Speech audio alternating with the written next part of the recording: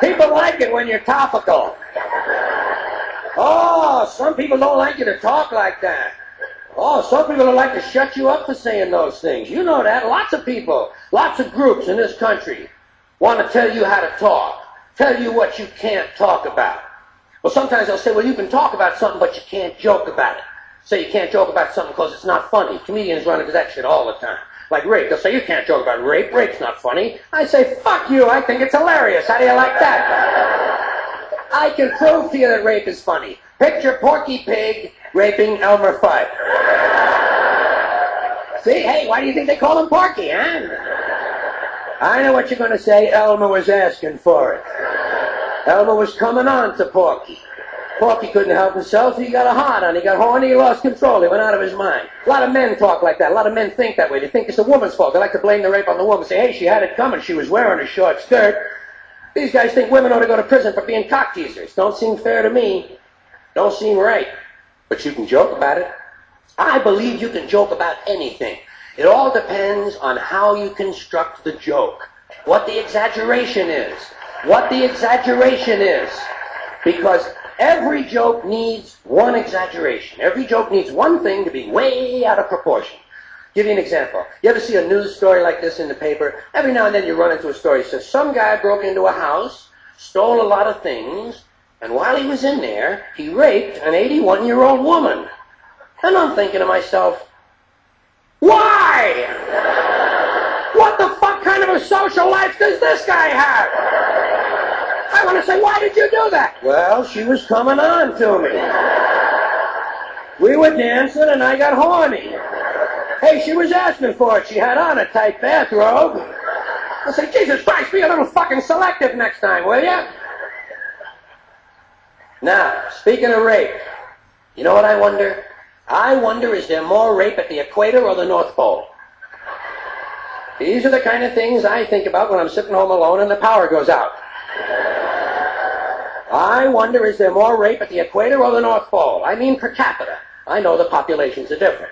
Most people think it's the equator. I think it's the North Pole. People think it's the equator because it's hot down there. They don't wear a lot of clothing. Guys can see women's tits. They get horny and there's a lot of fucking going on. That's exactly why there's less rape at the equator, because there's a lot of fucking going on.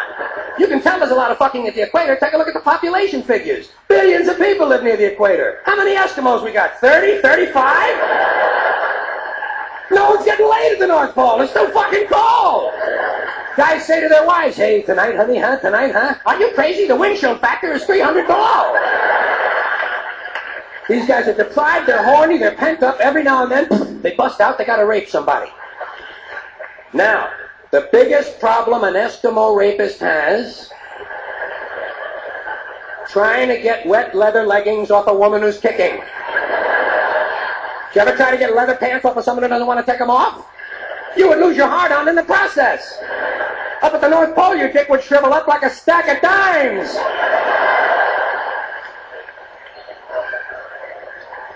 That's another thing I wonder. I wonder, does a rapist have a hard-on when he leaves the house in the morning? Or does he develop it during the day while he's walking around looking for somebody? These are the kind of thoughts that kept me out of the really good schools.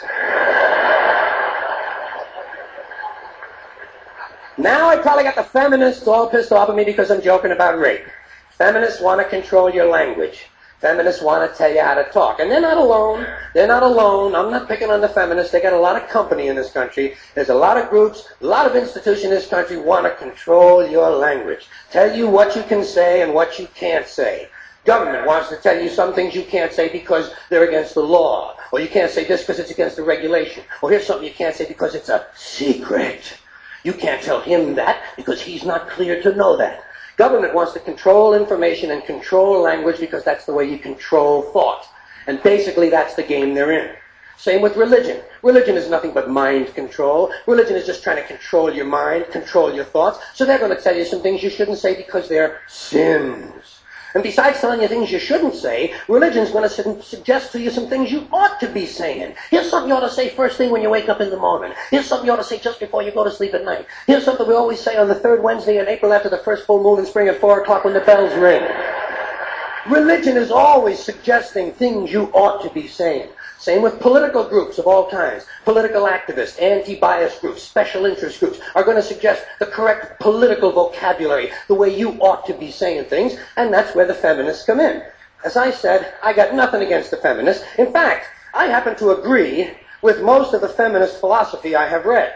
I agree, for instance, that for the most part, men are vain, ignorant, greedy, brutal assholes who just about ruined this planet. Who just about ruined this planet because they're afraid someone might have a bigger dick out there somewhere. Men are basically insecure about the size of their dicks, and so they go to war over it. You don't have to be a political scientist or a history major to see the bigger dick foreign policy theory at work. It goes something like this. What? They have bigger dicks? Bomb them! And of course the bombs and the bullets and the rockets are all shaped like dicks. I don't understand that part of it, but it is part of the equation. So I agree with that abstract, that males have pushed a technology that just about has this planet in a stranglehold. Mother Earth, raped again. Guess who? Hey, she was asking for it. I also happen to like it when feminists attack these fat-ass housewives who think there's nothing more to life than sitting home on the telephone, drinking coffee, watching TV, and pumping out a baby every 9 months. Will 7 be enough, Bob?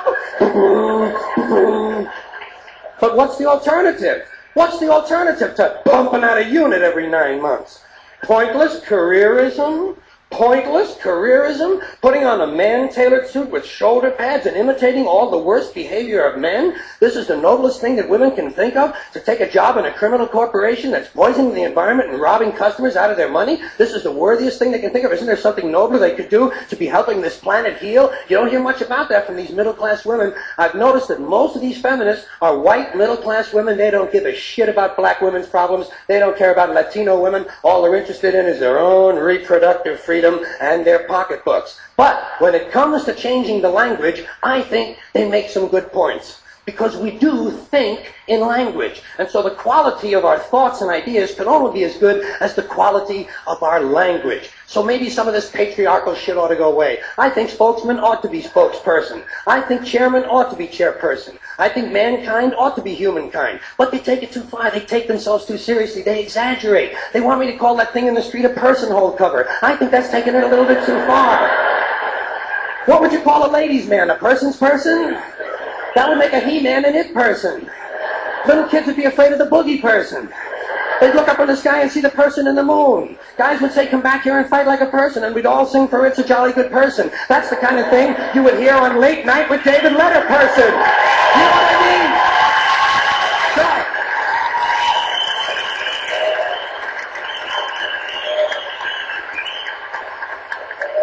So I think it's an exaggeration, and I like to piss off any group that takes itself a little bit too seriously. And it does not take a lot of imagination to piss off a feminist.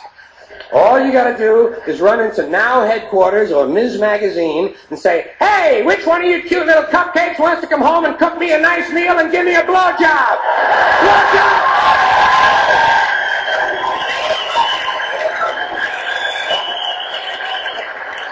Oh, that pisses them off.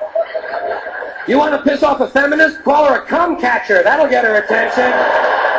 Ah, don't act disgusted. Don't act disgusted. Half of you are going to go home and go down on each other tonight, remember? If you're willing to swallow cum, let's not make believe something I said was disgusting, okay? Huh? All right. Let's not have a double standard here. One standard will do just fine. Now, speaking of blowjobs, do you know why they call it a blowjob? So it'll sound like it has kind of a work ethic attached to it.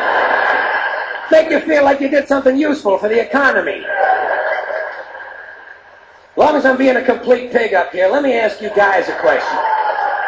Let me ask one question of the men. Are you ever able to watch a woman eating a banana and not think about a blowjob?